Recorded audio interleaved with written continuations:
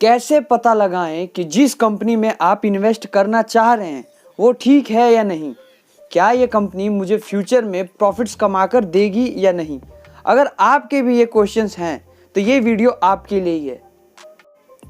आज की वीडियो में मैं आपको 6 ऐसे पॉइंट्स बताऊंगा जिनकी मदद से आप आसानी से ये पता कर सकते हैं कि ये कंपनी जो आपने चुनी है ये फ्यूचर में आपको प्रॉफिट्स कमा के देगी या नहीं। तो चलिए वीडियो शुरू करते हैं। हेलो दोस्तों, स्टॉक मार्केट के नेक्स्ट एपिसोड में आपका स्वागत है। अगर आपने हमारी पहले की वीडियोस नहीं देखी हैं तो ऊपर आई बटन पर क्लिक करके आप वो वीडियोस देख सकते हैं।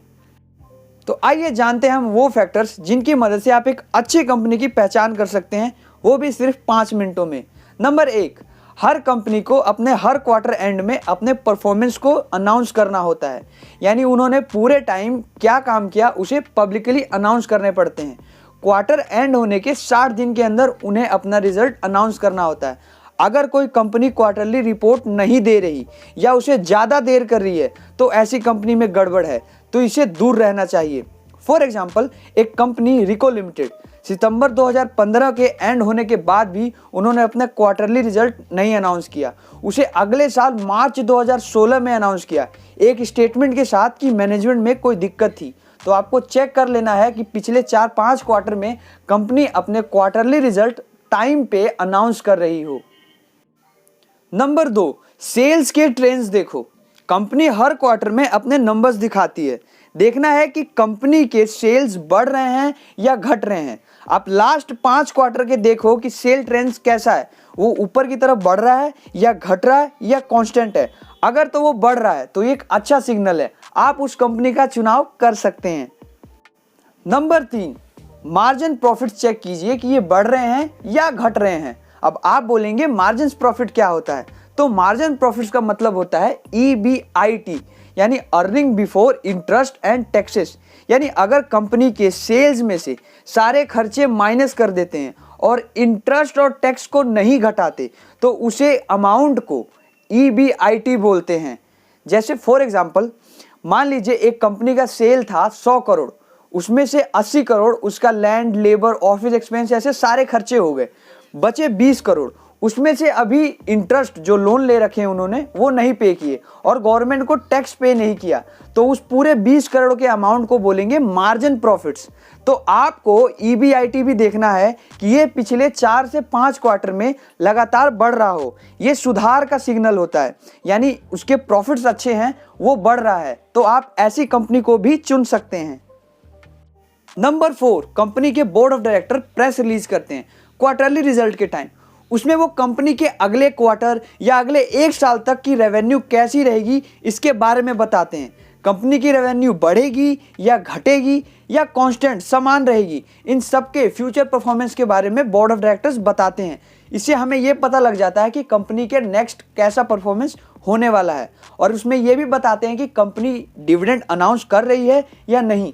अगर तो कंपनी डिविडेंड अनाउंस कर रही है तो एक अच्छा सिग्नल है। इसका मतलब है कंपनी के प्रॉफिट्स अच्छे हैं, वो अपने प्रॉफिट को शेयर होल्डर के साथ बांट रही है, तो आप इस कंपनी को भी चुन सकते हैं।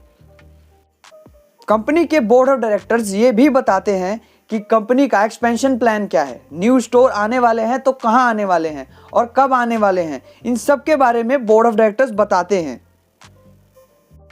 नंबर 5, कंपनी के प्रमोटर का शेयर होल्डिंग पैटर्न देखिए। अब कहेंगे ये क्या होता है? तो यानी कंपनी के जो रियल ओनर हैं जिन्होंने उसको शुरू किया, उनका कंपनी में कितना % हिस्सेदारी है। फॉर एग्जांपल, आप रिलायंस का देखें तो ऑलमोस्ट 50% है। तो अगर ये क्वार्टर दर क्वार्टर कम होता जा रहा है तो इसका मतलब ये है कि कंपनी के मालिक को खुद अपने बिजनेस पे बिलीव नहीं है, तो वो धीरे धीरे अपने लॉस को कम कर रहे हैं।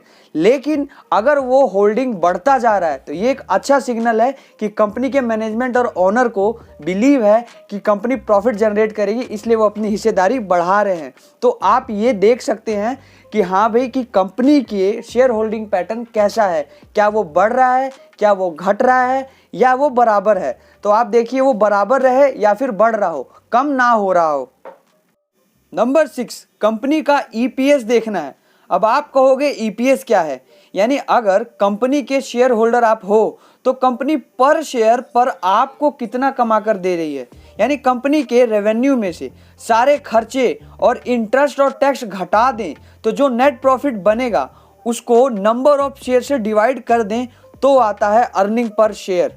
अगर कंपनी के पिछले 5 क्वार्टर से ईपीएस बढ़ रहा है तो इसका मतलब है कंपनी जबरदस्त प्रॉफिट कमा रही है, तो ये एक पॉजिटिव सिग्नल है, तो आप इसमें इन्वेस्ट कर सकते हैं।